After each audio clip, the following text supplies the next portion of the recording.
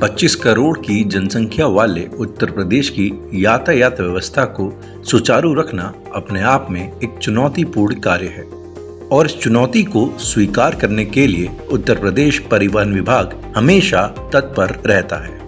परिवहन के किसी भी माध्यम की तुलना में जल परिवहन सबसे किफायती और सबसे कम प्रदूषण करने वाला होता है। इसीलिए माननीय मुख्यमंत्री योगी आदित्यनाथ जी के नेतृत्व में उत्तर प्रदेश परिवहन विभाग ने गठित किया है उत्तर प्रदेश अंतर्देशीय जलमार्ग प्राधिकरण। स्वाभाविक रूप से जल परिवहन का जो माध्यम बना है, इससे सड़कों के डीजल को या सड़कों के प्रदूषण को कम करने में भी इससे मदद मिलेगी।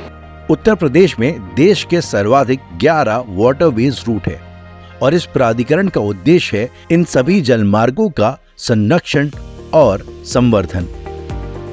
राज्य में जल पर्यटन को बढ़ावा देने के लिए स्वदेशी तकनीक से निर्मित विश्व की सबसे लंबी रिवर क्रूज शिप जैसे कि MV गंगा विलास और अयोध्या में MV जटायु को परिनियोजित किया गया है। MV गंगा विलास भारत के वाटरवेज रूट नंबर 1 पर वाराणसी से डिब्रूगढ़ तक की 3200 किलोमीटर लंबी यात्रा 51 दिनों में पूर्ण करती है। अपनी यात्रा के दौरान ये क्रूज शिप भारत की 8 महानदियों पर विचरण करके अपने गंतव्य तक पहुंचती हैं। पर्यटकों को गंगा आरती के दर्शन करवाती है अलकनंदा और भागीरथी क्रूज शिप्स। आयात और निर्यात प्राधिकरण के प्राथमिक उद्देश्यों में से एक रहेगा और प्रदेश की ODOP योजना को गतिशील बनाएगा।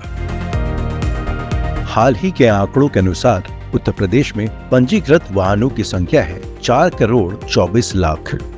इस विशालकाय तंत्र को संचालित करने के लिए उत्तर प्रदेश परिवहन विभाग सदैव आधुनिकीकरण के लिए तत्पर रहता है। इसी क्रम में उत्तर प्रदेश भारत के उन अग्रणी राज्यों में से एक था जिसने लाइसेंस आवेदन प्रक्रिया को पूर्णतः ऑनलाइन किया। ऑनलाइन चालान व्यवस्था स्थापित करने में भी उत्तर प्रदेश भारत का सबसे पहला राज्य था।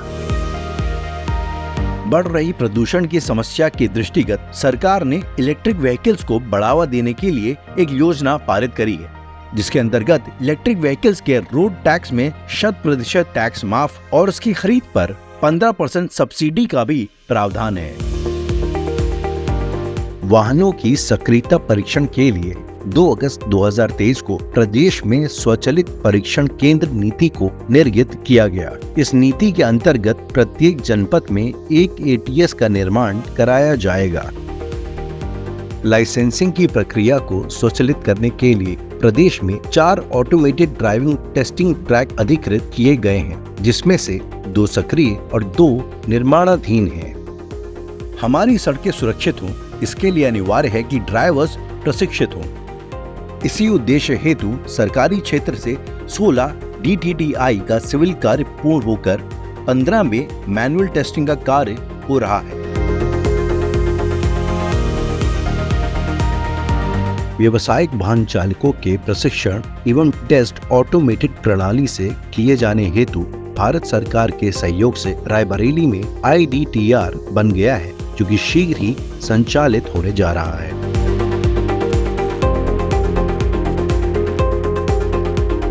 पुरानी गाड़ियों को स्क्रैप करने के लिए प्रदेश में 24 स्क्रैपिंग सेंटर्स पंजीकृत तथा 13 अन्य का अनुमोदन प्रक्रियाधीन है।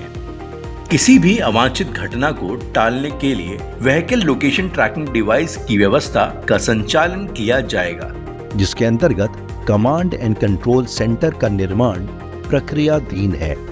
मुख्यमंत्री योगी जी के नेतृत्व में परिवहन विभाग कटिबद्ध है प्रदेश वासियों को उच्चतम सेवाएं सहज रूप से उपलब्ध कराने के लिए और इस संकल्प में सभी प्रदेशवासियों का सहयोग अपेक्षित है।